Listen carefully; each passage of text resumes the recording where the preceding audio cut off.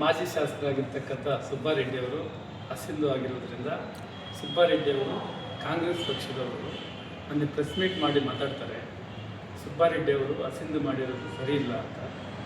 ಸುಬ್ಬಾರೆಡ್ಡಿಯವರು 13 ವರ್ಷ ಶಾಸಕರಾಗಿ ಬಾಗೇಪಲ್ಲಿಯಲ್ಲಿ ಅಭಿವೃದ್ಧಿ ಹಿಂದೆ ಆಗಿದೆ, ಅಭಿವೃದ್ಧಿ ಕುಂಠಿತವಾಗಿದೆ.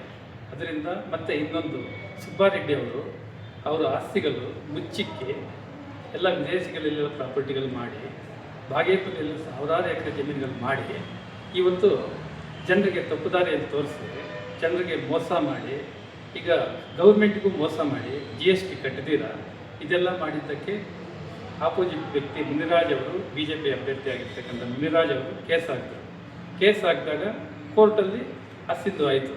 ಅಸಿಂಧು ಆದಮೇಲೆ ಕಾಂಗ್ರೆಸ್ ಕಾರ್ಯಕರ್ತರು ಪ್ರೆಸ್ ಮೀಟ್ ಮಾಡಿ ಸುಬ್ಬಾರೆಡ್ಡಿ ಅವರು ಒಳ್ಳೆಯವರು, ಮದುವೆಗಳು ಮಾಡ್ತಾವ್ರೆ, ಒಳ್ಳೆ ಕೆಲಸ ಅಭಿವೃದ್ಧಿ ಕೆಲಸಗಳು ಮಾಡ್ತಾವ್ರೆ, ಈ BJP ಅಭ್ಯರ್ಥಿ ಹಾಕಿರೋದು ಕೇಸ್ ಸರಿ ಇಲ್ಲ ಅಂತ ಹೇಳ್ತಾರೆ.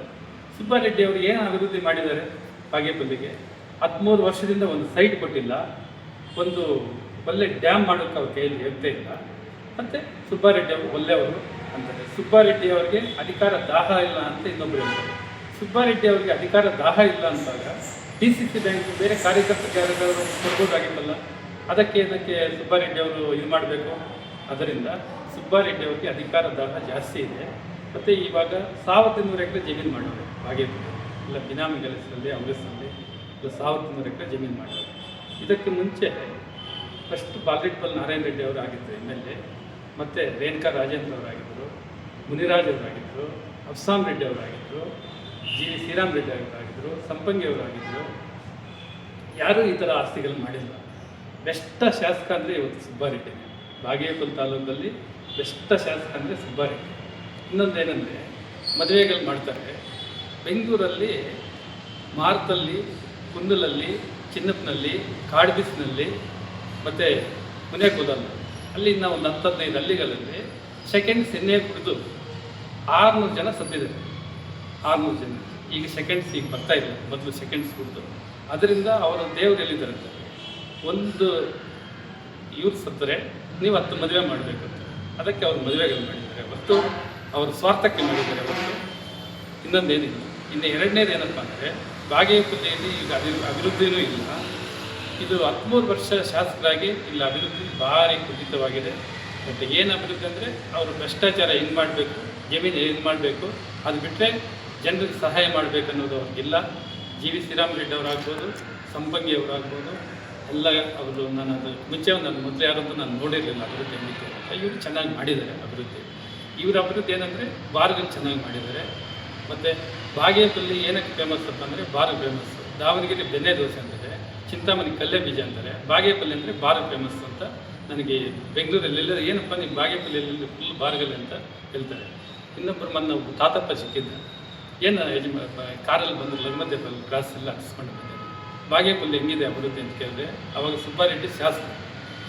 ಅವಾಗ ಕೇಳಿದ್ರೆ ಏನಪ್ಪ ಅಭಿವೃದ್ಧಿ ಮಾಡಿದ್ದಾರೆ ಅಂದರೆ ಗಡ್ಡಿ ದೇವಸ್ಥಾನ ಪಕ್ಕದಲ್ಲಿ ಆ ಕಡೆ ಒಂದು ಬಾರ್ ಈ ಕಡೆ ಒಂದು ಬಾರ್ ಮಾಡಿದ್ದಾರೆ ಅಂತ ಹೇಳ್ತಾರೆ. ಆ ಥರ ನಮ್ಮ ಬಾಗೇಪಲ್ಲಿಯಲ್ಲಿ ಶಾಸಕ ಮಾಡಿರ್ತಕ್ಕಂಥ ಅಭಿವೃದ್ಧಿ. ಎರಡನೇದು ಬಂದು ಕೈಗಾರಿಕಾ ವಲಯದಲ್ಲಿ ಅಲ್ಲಿ ರೈತರನ್ನು ಬೆದರಿಸಿ ಶಿವಾರೆಡ್ಡಿ ಅಂತ ಎಕ್ಸಾಂಪಲ್ ಬೆದರಿಸಿ ಎಲ್ಲೇ ಕ್ವಶನ್ ಹಾಕಿ ನಮ್ಮ ಆರ್ ಅಶೋಕ್ ಅವರು ಮಿನಿಸ್ಟರ್ ಆಗಿದ್ದರು, ಕಂದಾಯ ಸಚಿವರಾಗಿದ್ದಾಗ ಸುಬ್ಬಾರೆಡ್ಡಿ ಅವರು ಅವತ್ತು ಹೇಳಿದ್ರು ಭೂ ಕಬಲಿಕೆ ಅನ್ನೋದು ಗೊತ್ತಿಲ್ಲ ಅವರಿಗೆ. ಭೂ ಕಂಬಲಿಕೆ ಮಾಡಿ ಶಿವಾರೆಡ್ಡಿ ಅವರು ಎಲ್ಲೇ ಕ್ವಶನ್ ಹಾಕಿ ಇದು ಮಾಡಿ ಅದು ಅವ್ರ ಮೇಲೆ ಒಂದು ದೊಡ್ಡದಾಗಿ ಇದು ಮಾಡ್ತಾರೆ. ಮಾಡಿದ್ಮೇಲೆ ಈಗ ಶಿವಾರೆಡ್ಡಿ ಜಮೀನು ಮತ್ತು ಇವರು ತಗೊಂಡಿದ್ದಾರೆ.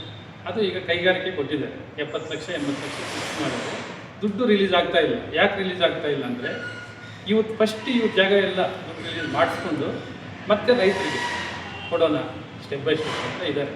ಅದರಿಂದ ಸುಬ್ಬಾರೆಡ್ಡಿ ಅವರು ದೇವರೇ ಶಿಕ್ಷೆ ಕೊಟ್ಟರು. ಈಗ ಜನರ ಕೈಯಲ್ಲಿ ಆಗಿಲ್ಲ ಅಂತ ಅಂದ್ಬಿಟ್ಟು ದೇವರೇ ಶಿಕ್ಷೆ ಕೊಟ್ಟರು. ಜನರ ಕೈಯಲ್ಲಿ ಇತ್ತು. ಏನು ಮಾಡಿದ್ರು ಅಂದರೆ ಅವರು 2013ರಲ್ಲಿ ಜನರ ಪ್ರೀತಿ ವಿಶ್ವಾಸ ತಗೊಂಡು ಗೆದ್ದರು, ಅಷ್ಟು ಬಿಟ್ಟರೆ. ಮತ್ತು 2015ರಲ್ಲೂ ಅಡ್ಡದಾರಿಯಲ್ಲೇ ಗೆದ್ದಿರೋದು, 2023ರಲ್ಲಿ ಅಡ್ಡದಾರಿಯಲ್ಲೇ ಗೆದ್ದಿರೋದು. ಯಾವತ್ತೂ ಜನರ ಪ್ರೀತಿ 2 ಸಲನೂ ಜನರ ಪ್ರೀತಿ ತಗೊಂಡಿಲ್ಲ. ದುಡ್ಡು ಕೊಟ್ಟು, ಎಣ್ಣೆ ಕೊಟ್ಟು, ಸೀರೆ ಕೊಟ್ಟು ಅಡ್ಡದಾರಿಯಲ್ಲಿ ಗೆದ್ದಿದ್ದಾರೆ ಅಂತ ನಾನು ಅಭಿಪ್ರಾಯ. ಸರ್, ಈಗ ಮುನ್ರಾಜ್ ಅವರು ಹೊರಗಡೆಯಿಂದ ಬಂದವರು ಅಂತ ಹೇಳ್ತಾ ಇದ್ದಾರೆ ಸರ್ ಕಾಂಗ್ರೆಸ್. ಕಾಂಗ್ರೆಸ್ನವರು ಹೇಳೋದು ಹಂಗೆ. ಯಾಕಂದರೆ ಅವ್ರಿಗೆ ಸುಳ್ಳು ಹೇಳೋದು ಅವರು ಭಾರಿ ಒಳ್ಳೆ, ಸುಳ್ಳು ಹೇಳೋದು ಅವ್ರಿಗೆ ಭಾರಿ ಒಳ್ಳೆ ಇದು. ಅವ್ರಿಗೆ ಸುಳ್ಳು ಹೇಳೋದು ಅವ್ರು ಭಾಳ ಚೆನ್ನಾಗಿ ಕಲ್ತಿದ್ದಾರೆ. ಈಗ ಇವರು ಪ್ರಿಯಾಂಕಾ ಗಾಂಧಿ ಅವರು ವಾಯನಾಡಲ್ಲಿ ಬಂದರು, ಕೇರಳ, ಅವ್ರದ್ದು ಹೊರಗಡೆ ಅಲ್ವಾ. ಸೋನಿಯಾ ಗಾಂಧಿ ಅವರು ಬಳ್ಳಾರಿಗೆ ಬಂದರು, ಅವ್ರು ಯಾಕೆ ಬಂದರು? ಬಟ್ ಕಾಂಗ್ರೆಸ್ನವ್ರು ಹೇಳೋದೇ ಸುಳ್ಳು. ಈಗ ಮಾಹಿತಿ ಮುಚ್ಚಿರೋದು ಆಸ್ತಿದು ಸ್ವಲ್ಪ ತಪ್ಪಾಗಿದೆ, ಏನು ಜಾಸ್ತಿ ತಪ್ಪು ಮಾಡಿಲ್ಲ MLA ಅವರು ಅಂತ ಹೇಳ್ತಾ ಇದ್ದಾರೆ ಸರ್. ಆಸ್ತಿ ತಪ್ಪು ಮಾಡಿದ್ದಾರೆ ಅಂದರೆ ಸ್ವಲ್ಪ ಆದರೂ ತಪ್ಪೆ, ದೊಡ್ಡದಾದರೂ ತಪ್ಪೆ. ಸ್ವಲ್ಪ ಅಲ್ಲ ತಪ್ಪು ಮಾಡಿದ್ರು, ಭಾರಿ ದೊಡ್ಡ ತಪ್ಪು ಮಾಡಿದ್ದಾರೆ ಅವರು. ಈಗ ಗೌರ್ಮೆಂಟ್ ಟ್ಯಾಕ್ಸ್ ಕಟ್ತೀರಾ, ಗೌರ್ಮೆಂಟ್ ದುಡ್ಡು ತಿಂದು ತೇಲಾಡಿದ್ದಾರೆ. ಗೌರ್ಮೆಂಟ್ಗೆ ತಪ್ಪು ಮಾಡಬಾರ್ದು. ಗೌರ್ಮೆಂಟ್ ಅಂದರೆ ನಮ್ಮ ಸರ್ಕಾರ ದುಡ್ಡು ತಿಂದಿದ್ದಾರೆ, ಕಾಂಟ್ರಾಕ್ಟ್ ದುಡ್ಡು ತಿಂದಿದ್ದಾರೆ, ಮತ್ತು ಆಸ್ತಿ ಮುಚ್ಚಿದ್ದಾರೆ. ಸ್ವಲ್ಪ ತಪ್ಪು ಅಂತಾರೆ, ಸ್ವಲ್ಪ ಅಲ್ಲದು ಭಾರಿ ದೊಡ್ಡ ತಪ್ಪು. ತಪ್ಪು ಅಂದರೆ ಸ್ವಲ್ಪ ಅನ್ನೋದು ತಪ್ಪೆ, ದೊಡ್ಡದಾದ್ರೂ ತಪ್ಪೆ. ಬಟ್ ದೊಡ್ಡ ತಪ್ಪನ್ನೇ ಮಾಡಿರೋದು ಸುಬ್ಬಾರೆಡ್ಡಿ ಅವರು. ಸರ್ ಅವ್ರ ಅನ್ಯಾಯಿಗಳು ಮತ್ತೆ ಶಾಸ್ತ್ರ ಮುಂದುವರಿತಾರೆ ವಿಧಾನಸಭಾ ಕ್ಷೇತ್ರಕ್ಕೆ. ಅವರು ಶಾಸಕರಾಗುವ ಅವಕಾಶ ಇಲ್ಲ. ಸ್ಟೇ ಸಿಕ್ಕರೂ 3 ತಿಂಗಳಷ್ಟೇ. ಸ್ಟೇ ಕೊಡಬಾರ್ದು ಅವ್ರಿಗೆ. ಯಾಕಂದರೆ ಸುಬ್ಬಾರೆಡ್ಡಿ ಅವರು ಭಾರಿ ತಪ್ಪು ಕೆಲಸ ಮಾಡಿದ್ದಾರೆ. ಅದರಿಂದ ಸುಬ್ಬಾರೆಡ್ಡಿ ಅವರಿಗೆ ಸ್ಟೇ ಸಿಗಬಾರ್ದು. ಸುಬ್ಬಾರೆಡ್ಡಿ ಅವರು ಬಾಗೇಪಲ್ಲಿಗೆ ನೆಕ್ಸ್ಟ್ ಶಾಸಕರಾಗುವ ಅವಶ್ಯಕತೆಯೇ ಇಲ್ಲ.